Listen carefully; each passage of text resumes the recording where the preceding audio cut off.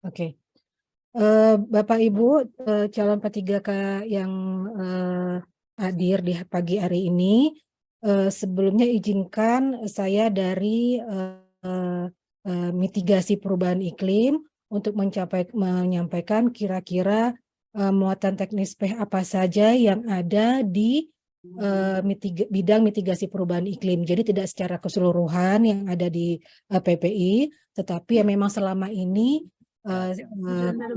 terlibat atau kita kerjakan apa yang ada muatan teknisnya yang di mitigasi perubahan iklim. Sebelumnya karena tadi seperti sudah saya sampaikan bahwa mitigasi perubahan iklim ini merupakan bagian dari PPI yang memang lebih belakangan ada fungsional P-nya, maka izinkan saya untuk memberikan sedikit latar belakang tentang kegiatan atau yang teknis yang ada di P ini. Saya ingin dulu melihat atau kita mengajak kita semua untuk melihat fakta global yang ada, kenapa ada perubahan iklim, kenapa ada kegiatan-kegiatan yang memang berkaitan nanti dengan kegiatan pengendalian perubahan iklim. Jadi pemanasan global yang akibat gas rumah kaca yang terperangkap di atmosfer ini menjadikan suhu semakin panas. Perubahan iklim dapat meningkatkan kejadian cuaca ekstrim. Jadi misalnya peristiwa La Nina, hujan terus-menerus disertai angin kencang di suatu daerah, dan kemarau panjang di daerah lain. Ini yang disebut dengan perubahan iklim secara ekstrim. Nah, kondisi di tingkat global berdasarkan proyeksi iklim berdasarkan IPCC AR6, ini kita diperkirakan suhu bumi akan meningkat sampai dengan 2 derajat Celcius. Peningkatan suhu bumi ini dapat menyebabkan peningkatan bencana hidrometeorologis terutama. Sehingga dunia atau global itu bersepakat kita harus mempertahankan kenaikan suhu global hingga di bawah 1,5 derajat Celcius.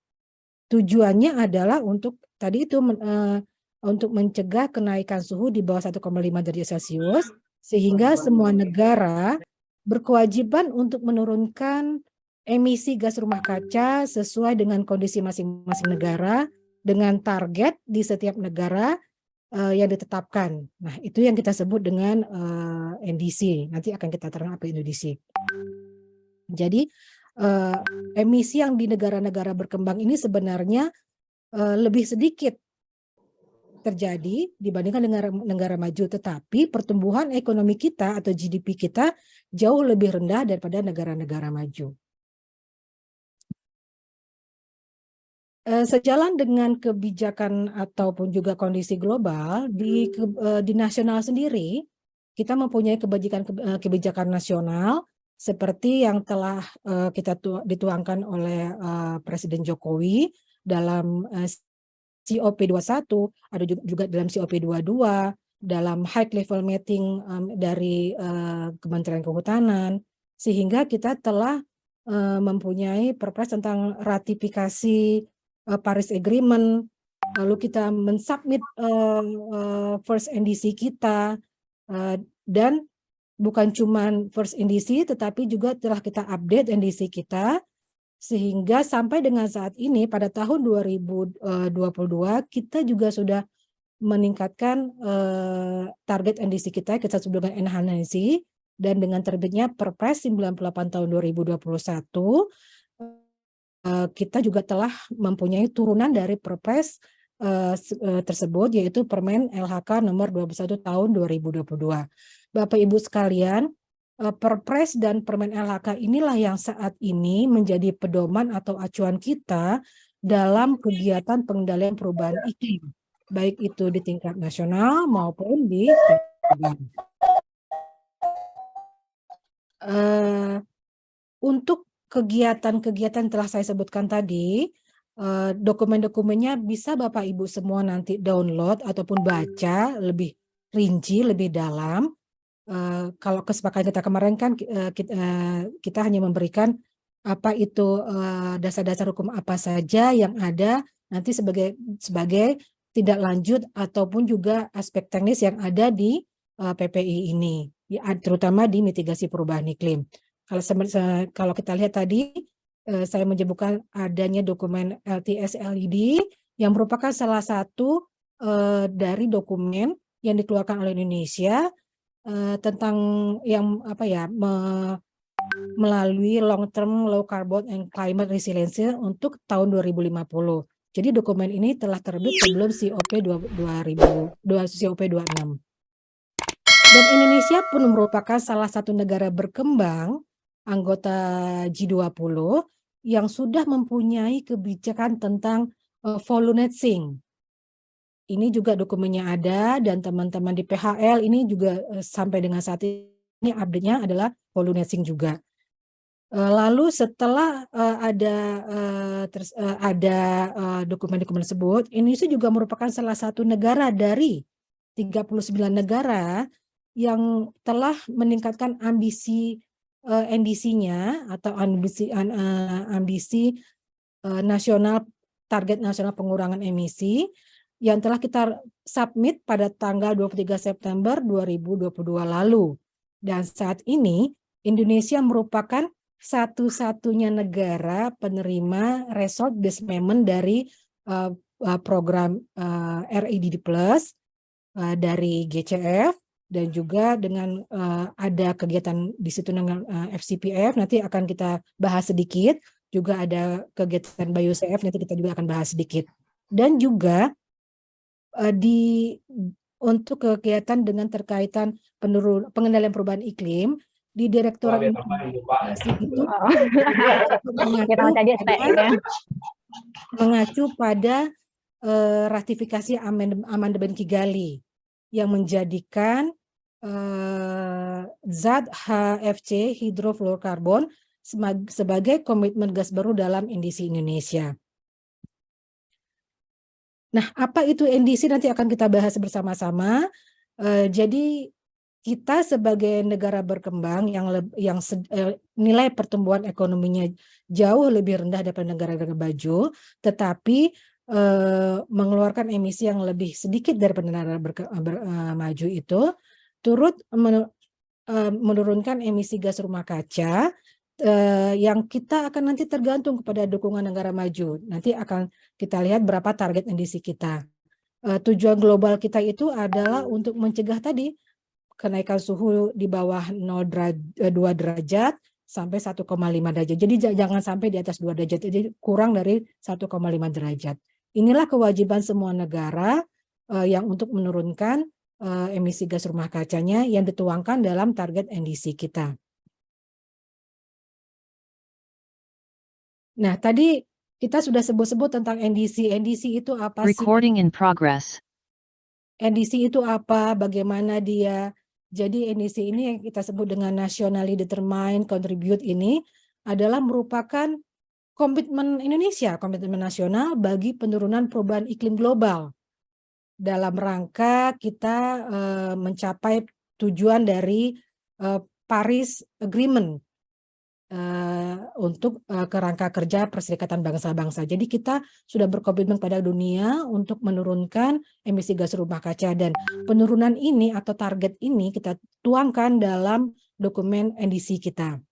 Nah, di situ juga nanti akan kita lihat beberapa istilah-istilah lagi nanti akan mungkin bisa Bapak Ibu dalami semua.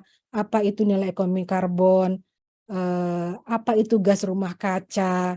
Karena istilah-istilah ini adalah istilah-istilah amat sangat erat dengan kegiatan-kegiatan kita yang ada di pengendalian perubahan iklim.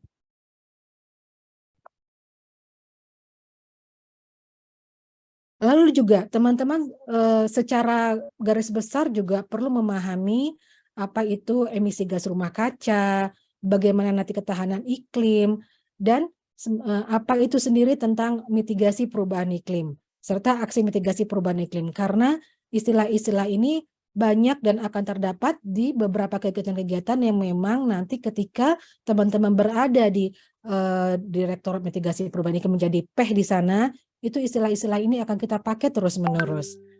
Jadi untuk mitigasi perubahan iklim ini kita bagaimana untuk mengurangi risiko akibat perubahan iklim melalui kegiatan yang sebenarnya dua saja, menurunkan emisi dan meningkatkan penyerapan gas rumah kaca. Jadi kalau kita secara garis besarnya, mitigasi perubahan iklim adalah kegiatan yang dapat menurunkan emisi dan meningkatkan penyerapan gas rumah kaca. Melalui apa? Melalui aksi mitigasi. Jadi aksi mitigasi ini tadi juga sudah saya tekankan ada dua kegiatan, yaitu meningkatkan serapan karbon dan menyimpan penguatan atau cadangan karbon. Nanti ini kita juga akan lihat bagaimana aksi-aksinya.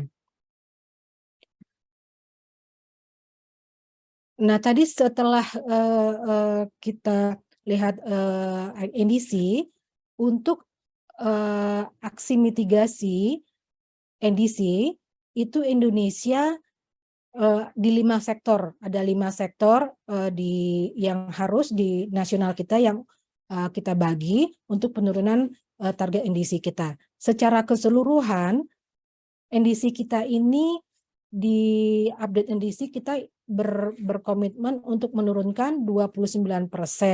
Namun sekarang dengan adanya enhance NDC atau target NDC yang ditingkatkan, kita berkomitmen untuk menurunkan 31,89% penurunan emisi gas rumah kaca jika itu dengan skenario sendiri atau business as usual, di mana target penurunan kita adalah sebesar 915 juta ton CO2 ekuivalen. Nah, jadi Bapak Ibu semua, sekarang semua kegiatan untuk di KLHK ini bisa kita konversi dengan pencapaiannya dengan satuan CO2 ekuivalen. Itu dengan upaya sendiri tadi yang untuk 31,89%. Dan bagaimana ketika dengan bantuan internasional atau bantuan dari luar negeri? Nah, kita mempunyai komitmen tadinya di update NDC sebesar 41%. Namun sekarang dengan adanya enhance NDC yang telah kita submit pada September 2022, kita berkomitmen untuk menurunkan 43,20% atau setara dengan 1,240 juta ton CO2 ekuivalen penurunan emisi gas rumah kaca dengan bantuan internasional. Nah, 43,20% ini kita bagi menjadi 5 sektor di NDC. Sektor apa saja itu? Pertama, sektor kehutanan, kedua, sektor energi, ketiga, sektor pertanian, keempat, sektor limbah, kelima, sektor industri atau IPPO. Nah, sektor kehutanan dan sektor limbah ini pengelolaannya saat ini ada di Kementerian Lingkungan Hidup dan Kehutanan. Sementara di energi pengelolaannya ada di ESDM, pertanian ada di Kementerian Pertanian, industri ada di Kementerian Perindustrian. Kebijakan penurunan program penurunan emisi gas rumah kaca ini kita tadi sudah saya sebutkan bahwa untuk KLHK sendiri fokusnya adalah di sektor kehutanan dan sektor limbah karena kita mempunyai Dirjen PHL di sini, Dirjen PPI dan juga ada Dirjen Limbah. Ini hanya untuk teman-teman tidak perlu dihafal, ini hanya untuk kita ketahui bersama bagaimana tadi proyeksi business as usual kita dari 5 kategori sektor NDC tadi. Jadi energi berapa persen kita targetnya, limbah berapa persen, industri berapa persen, pertanian berapa persen, dan forest and other land use atau VOLU kita juga berapa persen target kita untuk di nasional. Ini untuk bahan kita saja. Lalu aksi mitigasi apa saja yang dilakukan di 5 sektor tadi untuk memenuhi NDC mitigasi. Yang pertama tadi kalau kita lihat di kehutanan dan di limbah tadi yang ada di bawah KLHK tadi, kita pasti harus menurunkan deforestasi. Lalu peningkatan penyerapan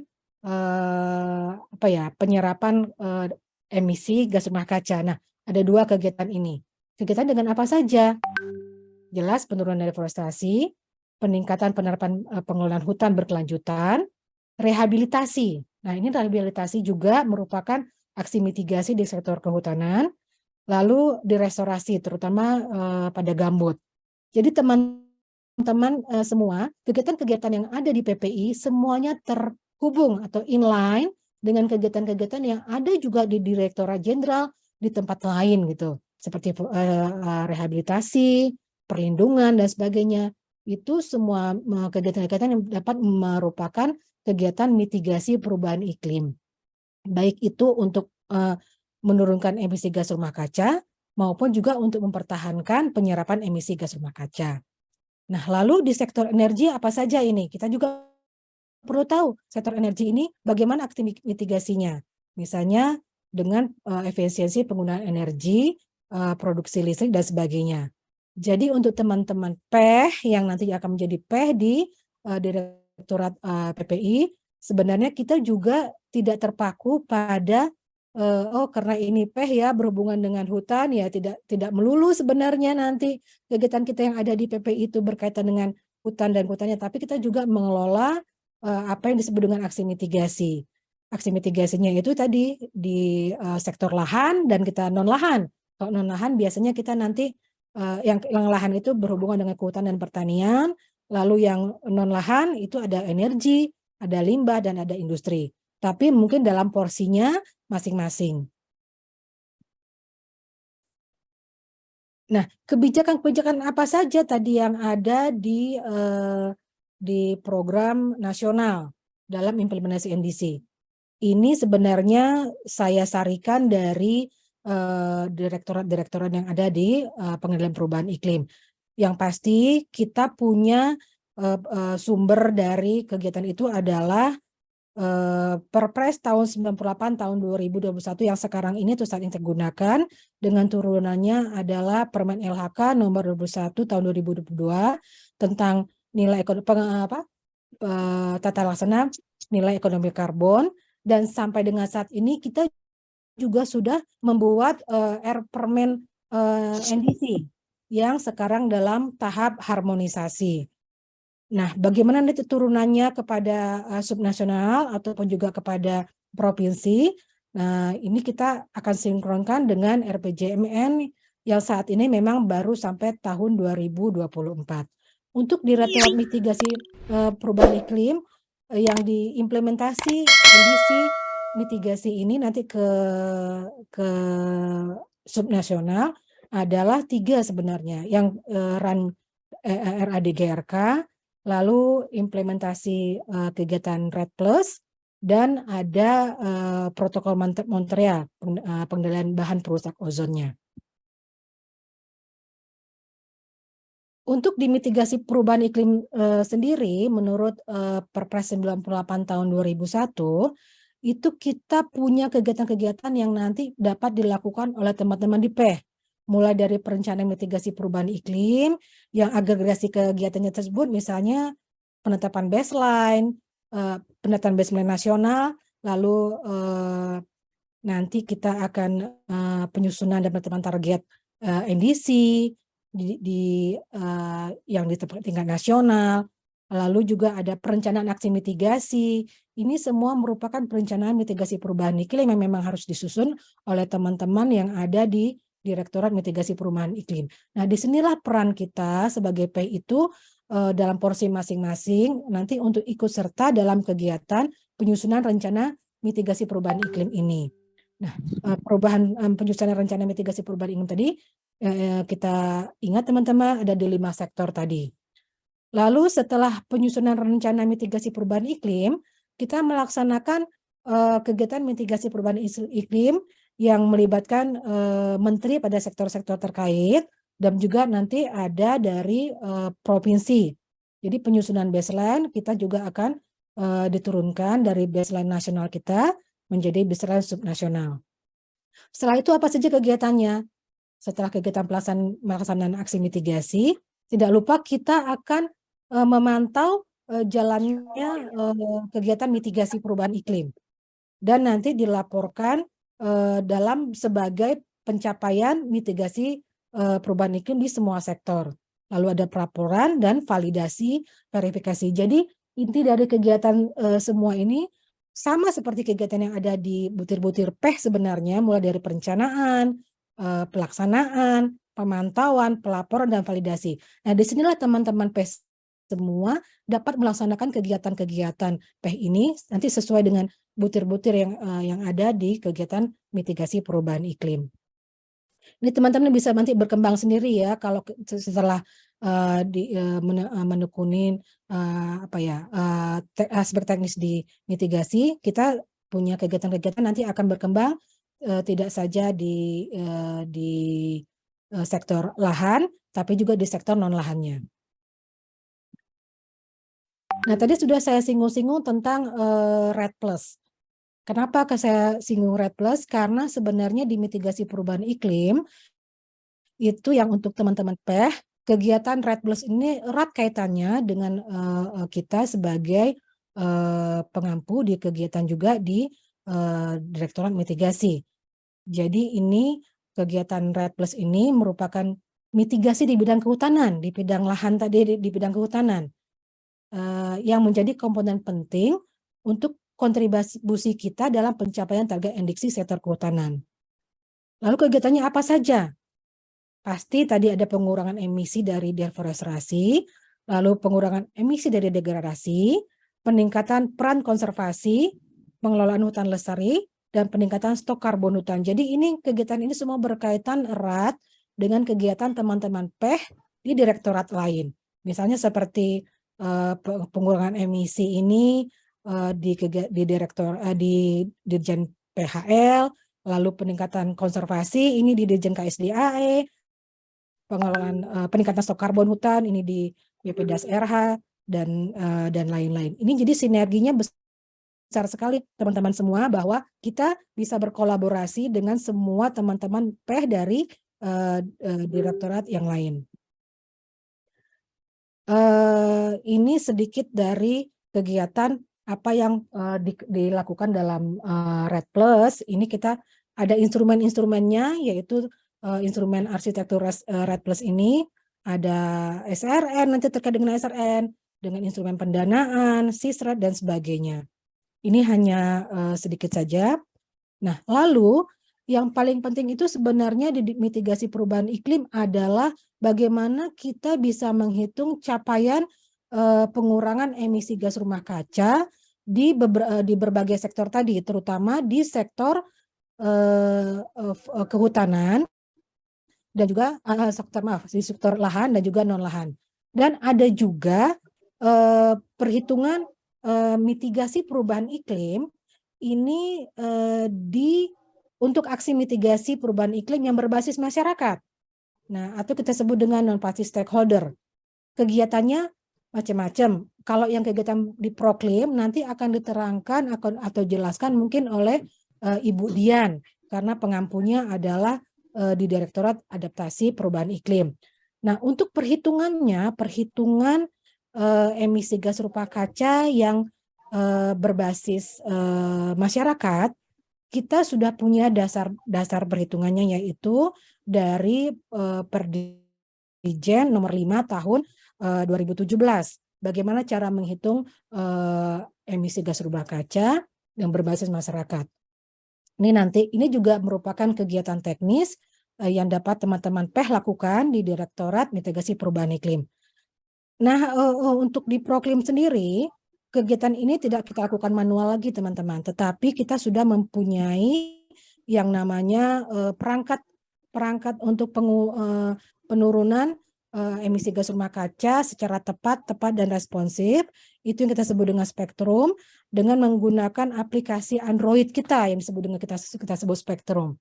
Ini hanya saya hanya memperkenalkan saja bahwa kita sudah mempunyai perangkat ini yang terhubung langsung dengan SRN kita, Sistem Registrasi Nasional kita.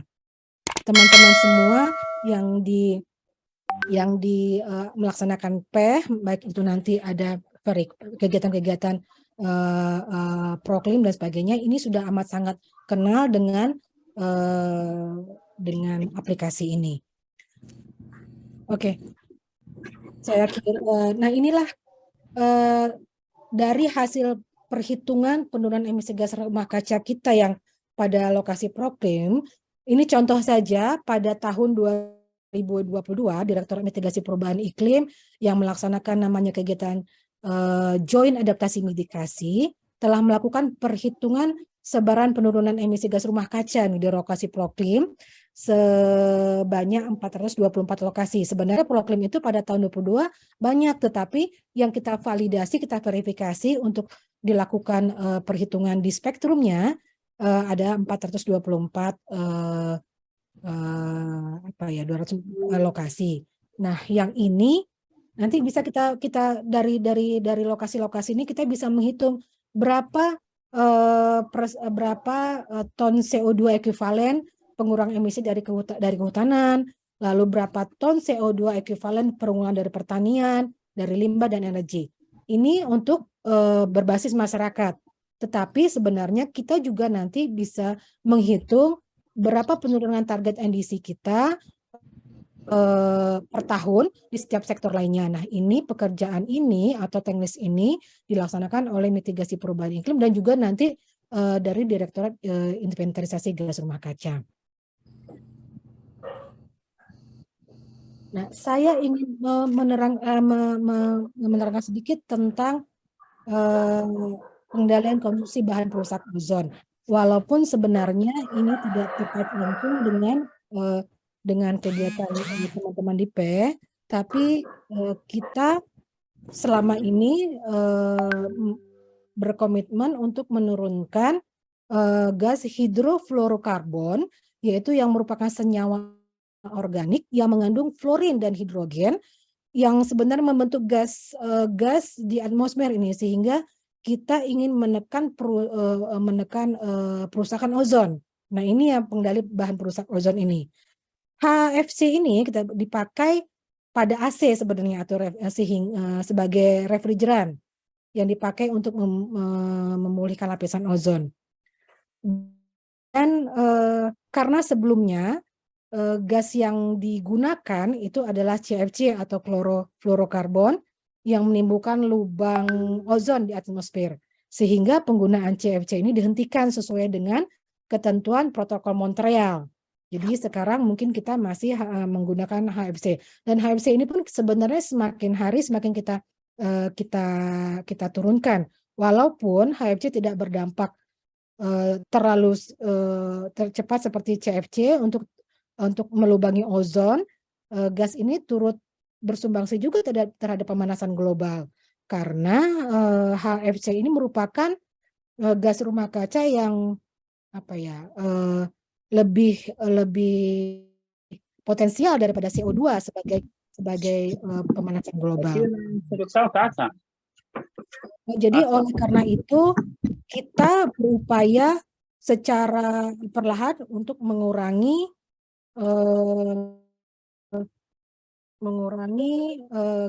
gas ini secara perlahan-lahan. Dari mulai tahun 2016 kita mengikuti amandemen Kigali yang menjadi bagian dari protokol Montreal, lalu kita menyepakati tujuan untuk mengakhiri penggunaan HFC ini. Nah, itu hanya sedikit saja tentang pengendalian bahan perusak ozon. Nah, teman-teman semua, demikian kegiatan-kegiatan teknis yang terdapat di Direktorat Mitigasi Perubahan Iklim yang selama ini teman-teman PEHSANA, saya terutama dengan teman-teman PEHSANA itu melakukan kegiatan-kegiatan tersebut. Jadi memang banyak kegiatan yang bisa kita gali. Kalau mungkin kita melihat mitigasi perubahan iklim ini berkaitan tidak dengan lahan seperti itu, tapi ternyata sebenarnya semuanya itu bersumber dari kegiatan-kegiatan yang memang harus kita lakukan atau mitigasi perubahan iklimnya harus kita lakukan.